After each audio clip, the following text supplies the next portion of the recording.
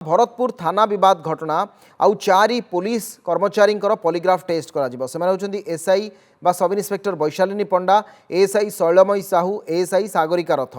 पूर्वतन थानाधिकारी दीनकृष्ण मिश्र polygraph test पर अनुमति मिलता। एमानंक छड़ा अन्य जड़े पुलिस एसआई जे कि सेदिन रात्रि उपस्थित थिले तांकर पॉलीग्राफ टेस्ट। आज निलंबित कनेस्टेबल बलराम हांसदा व्यतीत अन्य 3 जण एसडीएम को निकट रे हाजर होते।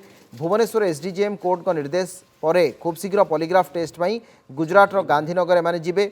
गत 25 तारिख में निलंबित आईआईसी पॉलीग्राफ टेस्ट करने को भुवनेश्वर एसडीजेएम कोर्ट अनुमति प्रदान करते। खूब शीघ्र एक स्वतंत्र टीम दीनकृष्ण को नहीं गुजरात गांधीनगर गस्त कर।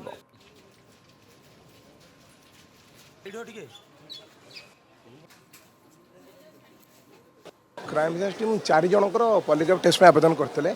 क्राइम ब्रांच केस नंबर 11 रे आउ से 3 जन जो मैंने प्रीवियसली जो मैंने भरतपुर थाना थे आलेज आक्यूज 3 जन आ जन कार्यरत पुलिस एसआई आवेदन होता से पचरा है जे तुम मैंने राजी अच्छा ना नहीं पुनः सहयोग कले।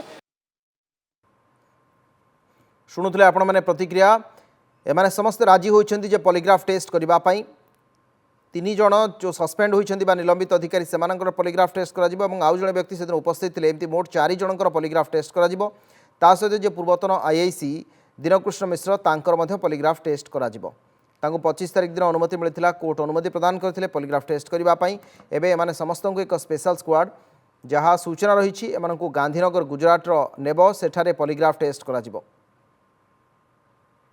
मानस महापात्र अच्छा भुवनेश्वर रिपोर्टर। मानस आउ केउ मानकर हेबो पॉलीग्राफ टेस्ट केबे सुधा पॉलीग्राफ टेस्ट हबो ता सहित कोर्ट आज कोन कहिसंती ए प्रसंग रे?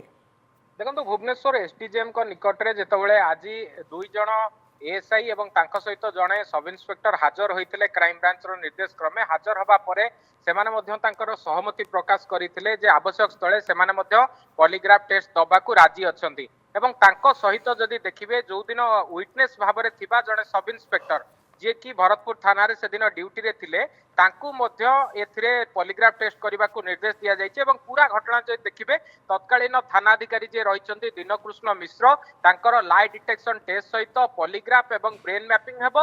एवं तांको व्यतीत जो अन्य रहिछन्ति निलंबित अधिकारी सेमानक भितरु बलराम हांसदा जे कांस्टेबल थिले तांकू छाड़ी अन्य 3 जनकर पॉलीग्राफ टेस्ट हेबो। एवं विटनेस भाबरे थिबा अन्य जने सब इन्स्पेक्टरकर मध्य पॉलीग्राफ टेस्ट हेबो। कारण ए पॉलीग्राफ टेस्ट रो आवश्यकता सेतबेले पड़िला जेतबेले पीड़िता जनक अनेक संगीन अभियोग आनिले थानार किछि भौगोलिक स्थिति बा सेदिन राति रे घटिथिबा घटना ओ परे क्राइम सीन रो जेतबेले रिक्रिएशन हैला सेतबेले जानिबाकू क्राइम ब्रांच पाइथला जे पुलिस जेतबेले तार बयान रखुची पुलिस जेतबेले तार पक्ष रखुची कोनोसी ना कोनोसी जागा रे मिछ कहूची। एवं ए कथा को जेतबेले पुलिस क्राइम ब्रांच पक्षरु हृदयंगम करागला ता परे ई पॉलीग्राफ टेस्ट रो निर्देश दैछन्ती। एवं आजिरो ए निर्देश परे जहा सूचना रहुची जे दिने 2 दिन भितरे क्राइम ब्रांच रो जो टीम रही सेमाने ई पुलिस अधिकारी माननकु नबा सहित गुजरात रो गांधीनगर रे पॉलीग्राफ टेस्ट करिवो।